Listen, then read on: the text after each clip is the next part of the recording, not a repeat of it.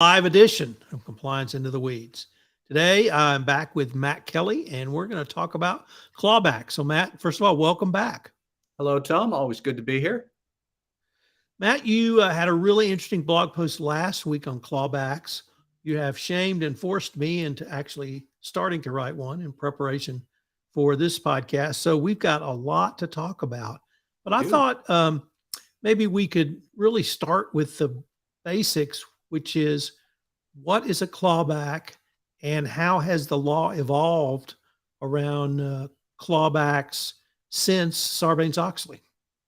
So, clawbacks are, as the name implies, a clause that a company would use with its employees, say in an employment contract, to be able to claw back money that the company had paid to the executives for some erroneous or improper reason, such as a CFO is getting incentive-based pay or a large equity bonus or something like that for hitting certain performance goals, and financial chicanery to goose the financial performance of the company.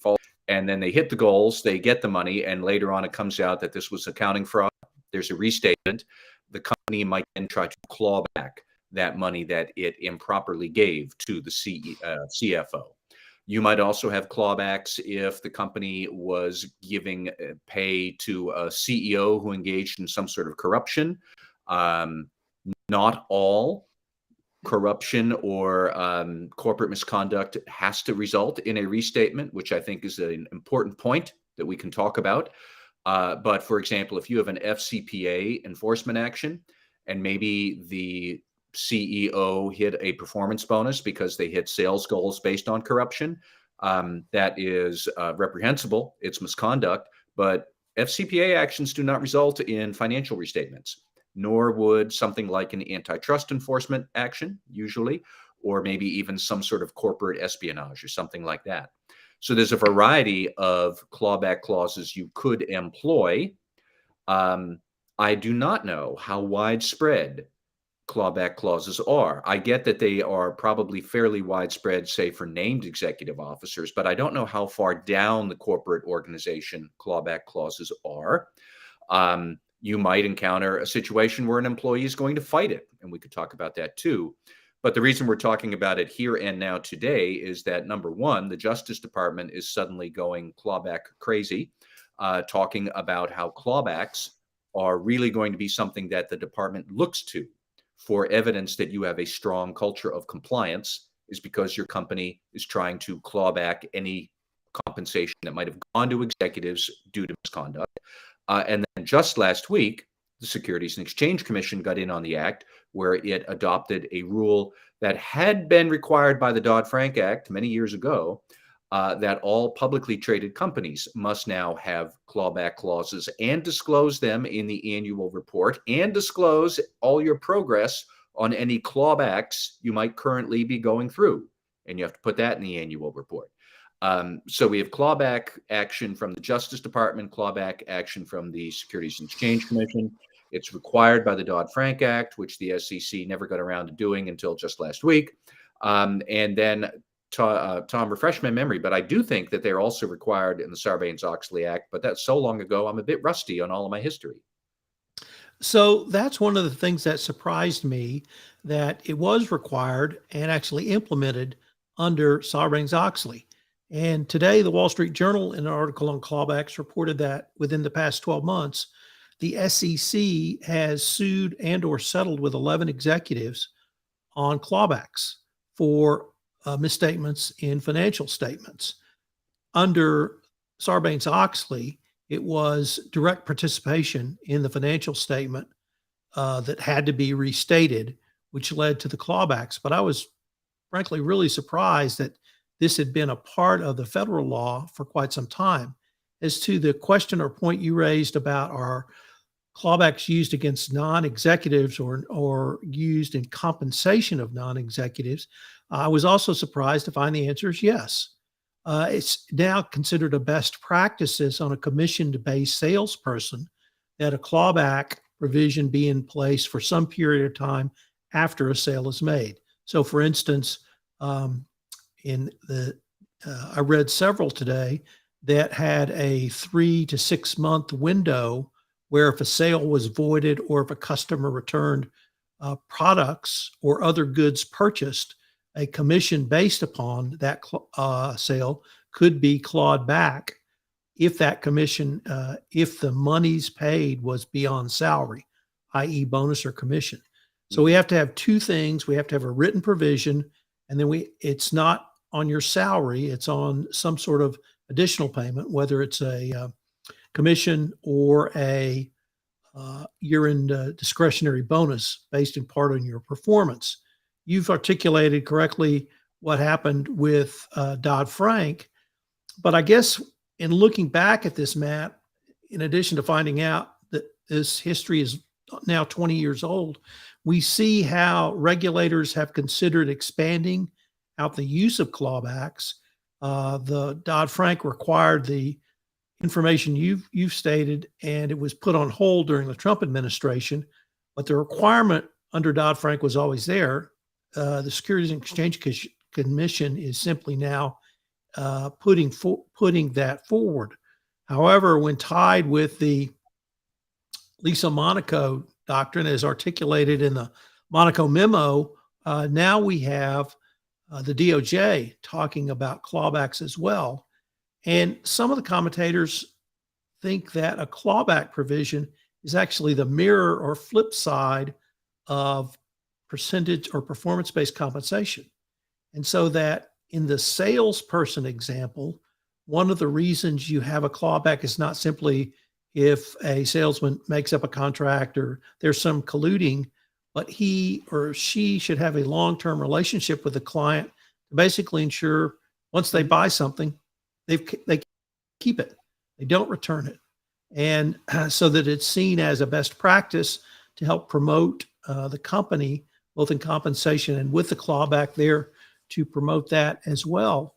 So a little more ubiquitous than I had thought, and many compensation commentators have talked about you really need to have both. Otherwise, you have an asymmetrical bonus with no way to get it back. Well, I do see the sense of that, but we should draw a distinction between sales employees who have clawbacks as part of the normal course of business. A customer changes their mind and just returns the product, and so you have to give back the bonus you might have got from that sale. Now, that stinks for the salesman, but there's no misconduct implicit or explicit in that. It's just, sometimes crap happens and you got a bad deal. So the salesman, you lose some of your money. That's different than what we are talking about here with the Justice Department and the Securities and Exchange Commission. They are specifically talking about, number one, misconduct. You cooked books, you broke the law, you did something to goose financial performance that would not have otherwise happened. And therefore, the company must claw back that money. And second, why does the company have to do that? Because if they don't, then the company will be held responsible for not taking compliance and good conduct seriously. And the other thing that strikes me is the mandatory nature of what the SEC and the Justice Department are talking about here. That the SEC's actual language says the company must have and use a clawback clause. I mean, the word must. You must attempt to rescind or claw back the compensation that went due to misconduct or to a restatement or something like that. There is no option to say, well, it's not really going to be worth it. We're not going to do it. You have to try it. And that's what the SEC requirement says. Not only do you have to try, but you have to disclose how well you are trying. Let me see if I can pull up exactly what you would need to report in your annual report. Would be estimates on the amount of erroneously awarded compensation, an estimate of how you're going to figure out the correct amount that should have been paid out, except for the restatement that put everything in play, the amounts recovered, the amounts still owed, the amounts foregone that I guess are unrecoverable, and you're just going to have to write off, manipulate all of that, and put it in the annual report along with a copy of its clawback policy. And Tom, my other question is, who would these things apply to? Because the SEC's rule is vague on that. The SEC rule says that this must apply to all current or former executives who got incentive-based pay because of the restatement. It doesn't say named executive officers only. It doesn't say the top 5 executives like you would normally see in like a disclosure of executive comp or who the named executive officers are. It's not just those people. It's potentially other people. And we don't necessarily know where that begins or ends. Now, maybe for sales executives, it is fairly straightforward that you would have some sort of clawback clause included in your employment agreement. But I could easily envision a scenario where, say, an assistant controller at the company engages in some sort of financial fraud that would maybe lead to increase in stock price. And if they have an equity grant, that's going to give them more money if they have options or just outright equity. But they might be further down the org chart, certainly than, say, the CFO or the corporate controller. And I don't know that they would have necessarily have an employment contract where they would have a clawback clause. So how do you spread the clawback clause to a large enough population? Are you going to make it something that goes in the employee manual that everybody signs when they're newly onboarded? Maybe that would work. I'm not clear on something like what if this is related to a criminal action from the Justice Department and you, the company, claw back the money from the executive who is charged by the Justice Department and then gets acquitted. Do they get their clawed back money back? Because technically the crime maybe it didn't happen, or they weren't convicted of committing the crime. So would they be able to sue you to get the clawed back money clawed back to them? Lots of policy details that we could dance around all afternoon on this, and I'm not sure that we have a lot of clarity on how to answer those questions. I don't know. Maybe I'm wrong on that, but those are the kind of things I wonder about.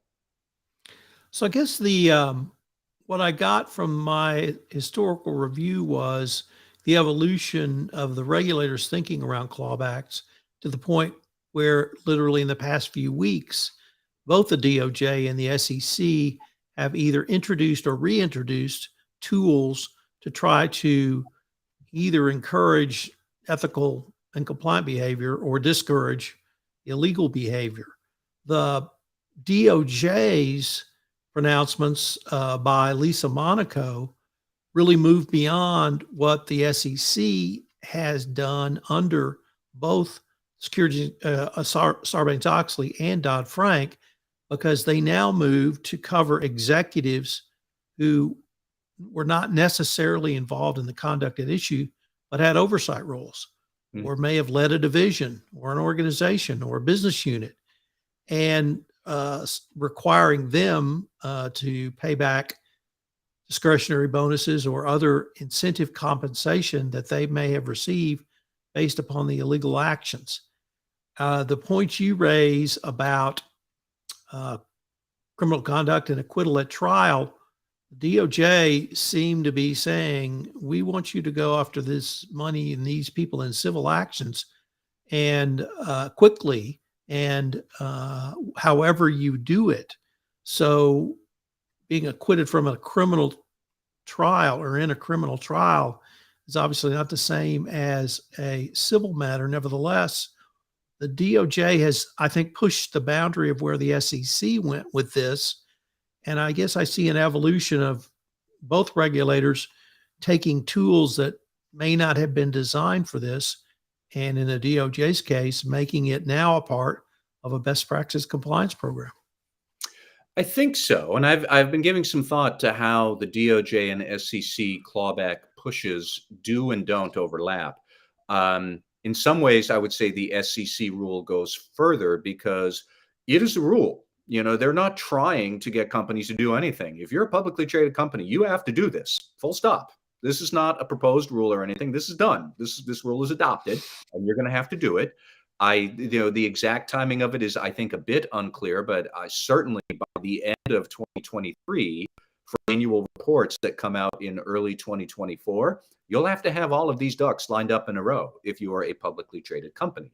That said, This rule from the SEC, and echoing what the SOX requirements are, they're all related to restatements. And a lot of corporate misconduct does not necessarily lead to a restatement. Now, the Justice Department has a wider range. It could apply to private companies. It could apply to nonprofits and organizations. But the Justice Department, it's not a rule. You don't have to do it. The Justice Department will use a very big stick to beat you over the head if you don't do it. And I would advise companies to think long and hard about not adopting these clauses. But, that's something that's just going to come up in your settlement talks. And I'm sure they could make it exquisitely painful if you don't do it. But it's not required as regulatory rule is.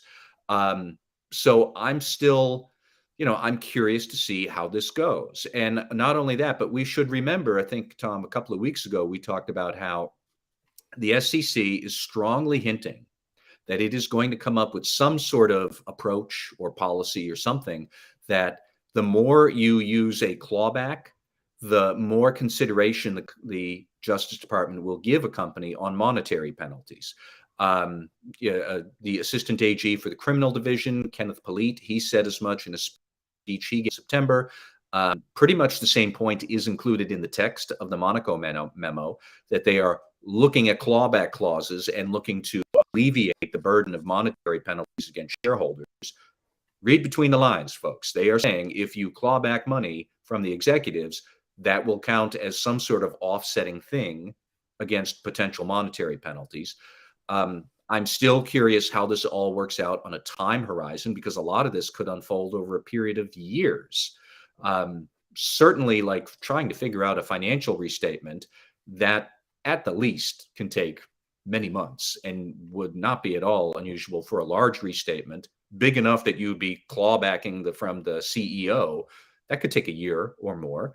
And then what if the CEO wants to take you to court? Tom, you raised the point that this could be a civil action between the company and its former employer.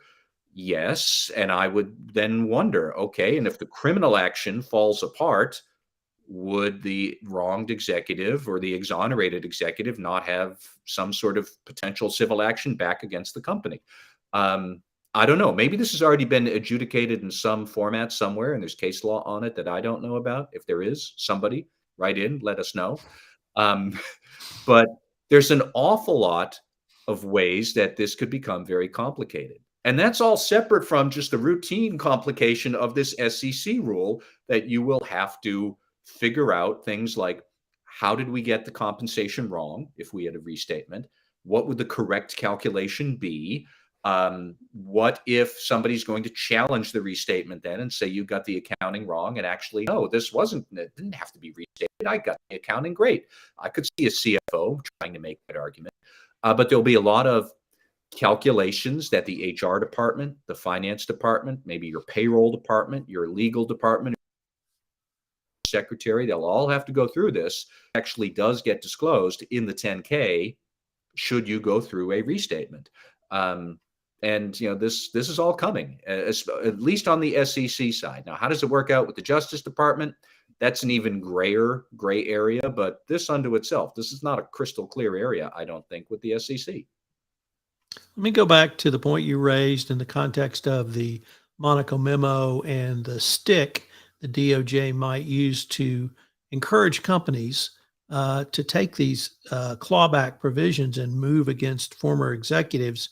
I think also in the Monaco memo, one of the factors in determining a monitorship was whether a company had a clawback provision and had actually used it going forward. So in addition, it seems like they've created probably not a new hallmark of an effective compliance program, because it falls under the incentives and disincentives hallmark, but they've certainly created something new that companies now need to factor in as part of their overall compliance program.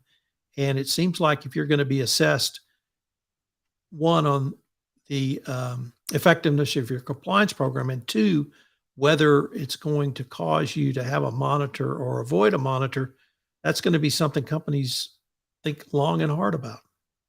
They will think long and hard about it, and I hope all of them think smartly about it. which would probably not be that long and hard then. Just use the clauses. I am in favor of having clawback clauses. I'm just pointing out that this could be quite complicated. And not only that, but just one extra dimension I'll throw in there. Has anybody considered how that clauses might intersect with corruption largely done by third parties working on your behalf? Do you have some sort of contractual clawback with them? What if they're an overseas third party that just, vanishes into the wind? What are you going to do? I don't know how often a scenario like that would come up, but I look forward to the fact pattern that lets us talk about that in more detail. But by and large, I do think we should keep our eye on the ultimate ball here, which is that the SEC and the Justice Department separately, but in a rough coordinated fashion, are trying to further the cause of holding individuals accountable for corporate misconduct. And that is going to require the corporation as a whole, the senior management or the board or whoever is in charge there, to really develop mechanisms to hold individuals accountable when they commit wrongdoing. This is very much of a piece of companies will need to turn over incriminating documents very quickly. That's going to the same thing. This executive clawback effort, that's pointing to the same thing. It is all pointing to the idea of trying to hold corporate individuals accountable for misconduct that happens at the corporation. So how do the corporate overseers at your business think about that and develop the right types of mechanisms that will A, work, B, keep the regulators happy and see, yep, they do have a culture of compliance because they are keeping their eye on that ultimate ball. In listening to you, Matt, I'm hearing echoes of the CCO certification, but a different type of certification. You're a business executive who's not a compliance officer is essentially certifying with his pay that nothing askance has gone on his watch on the ship. Whether he's a captain, whether he's an XO, whatever part of the ship he's running, nothing askance better come out of it because he's certified with his discretionary bonus compensation, all of which seems to be what our colleague Karen Woody said is really additional heat and additional pressure the DOJ is putting on companies in the form of the Monaco memo. Well, funny that you open that can of worms. Let's just crank it open and dump them on the table, because in the world of Sarbanes-Oxley compliance, this is exactly what we already have, is that the CEO and the CFO must certify that the financial statements are accurate and free of material misstatement. And what has happened since then is that we have had this whole big rigmarole of sub-certifications and sub-certifications that anybody who has anything to do with financial controls and disclosures must certify up the chain of command. Yes, this is all accurate. Part of the reason that exists is because the CEO and the CFO do not want to see their money clawed as a restatement because somebody 9 levels down the ladder screwed up the finances that I accidentally certified. So we have this big rigmarole of SOX 404 certifications and this regime of sub-certifications. I could envision a scenario where we do that for many other types of corporate misconduct, because now the pressure is on. If we commit misconduct, I might lose my incentive pay. Maybe I, the CEO, would lose it, even though I didn't actually have anything to do with the misconduct. It happened 3 or 4 levels down and 2 or 3 divisions over in the emerging markets. I didn't know that. And, at a company with maybe 100,000 employees, that's not implausible that there could be serious misconduct going on, and the CEO really doesn't know about it. So if the CEO might stand to lose his or her executive pay because of a clawback, are they going to adopt this expanded realm of sub-certifications for all sorts of misconduct? I don't know, but that's a lot of worms that are now out of the can. And I think that we're going to have a lot to think through about this. As I recall, in the Monaco memo, she directed Department of Justice to come up with some ways to recommend to corporations to implement clawback provisions. So I think the DOJ has some obligation to give us some additional information on the mechanisms they would propose or would want to see going forward. Did I remember that correctly? I do not know off the top of my head, but I mean, morally, yes, this is going to be a big headache. So if the Justice Department wants to put it out there, they might as well assist in trying to figure out how to do this. Raises the interesting question: how much do line prosecutors actually know about the wise structure of compensation agreements? I'm not clear on that. There's a lot of very smart prosecutors out there, but there's also a lot of career prosecutors who don't necessarily know how corporate operations work because they don't have much in-house corporate experience. And this is a far more complicated process in practice than the novel idea, or not novel, but the praiseworthy idea of let's hold wrongdoing executives accountable. I think that's great as a big idea. I think there's an awful lot of devil in the details. I would certainly agree with that. And I suspect we'll have the opportunity to revisit this in the future. I think so, Tom. Thank you.